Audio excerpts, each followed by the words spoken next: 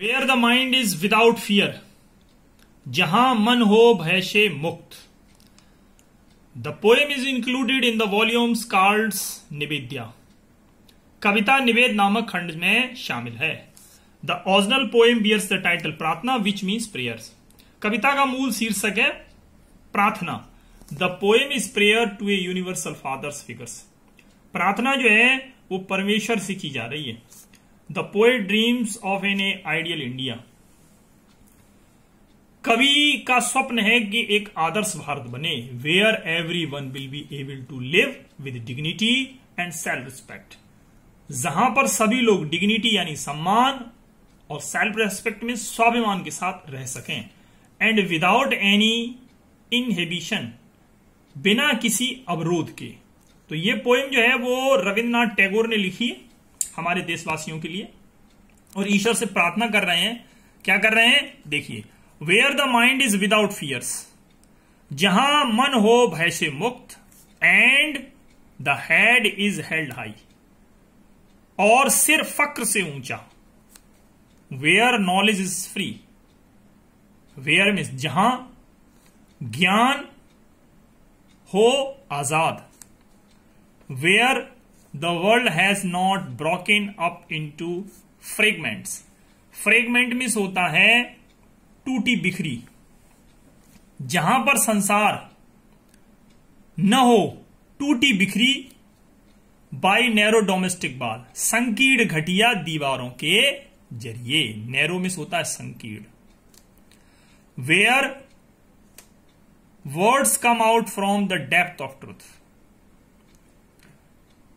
जहां सच की गहराइयों से निकलकर बाहर उतरे शब्द। Where tireless starving stretches its arms toward the perfection. Perfection नहीं इसको पढ़ेंगे, परफेक्शन पढ़ेंगे। परफेक्शन में सबसे बेहतरीन। जहां पर टायरलेस मीन्स बिना थके, और स्टेरविंग स्ट्रेच मीन्स अपनी बाहें फैलाए हुए, और परफेक्शन में सबसे बेहतरीन। तो जहां कोशिशें बिना थके फैलाए अपनी बाहें सबसे बेहतरीन को पाने में। Where the clear streams of reason has not lost its way in to the dreary desert sand of the dead habits. तो इस स्टैंजा को हम यहां से लेना पड़ेगा, मैं डेड हैबिट्स से। जहां रूढ़ आदतों की मरुस्थली रेत में, जहां रूढ़ आदतों की मरुस्थली रेत में। ड्रेरी डेजर्ट मीन्स मरुस्थली, ड्रेरी डेजर्ट सैंड का मतलब हुआ मरुस्थली रेत में। तो जहां रूढ़ आदतों की मरुस्थली रेत में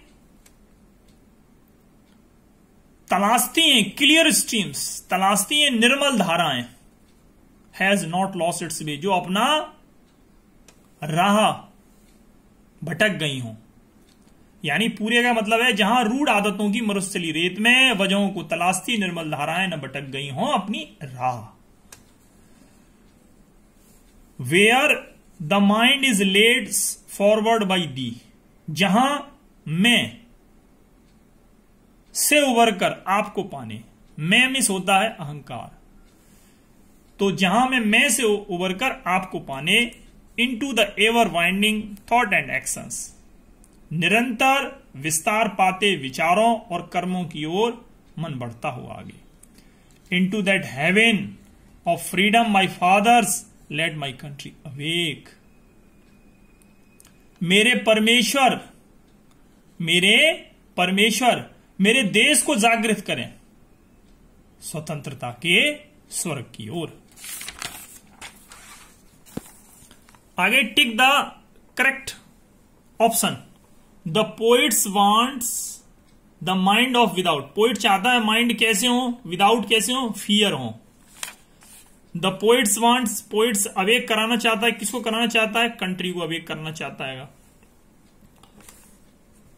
the poets think the world broken.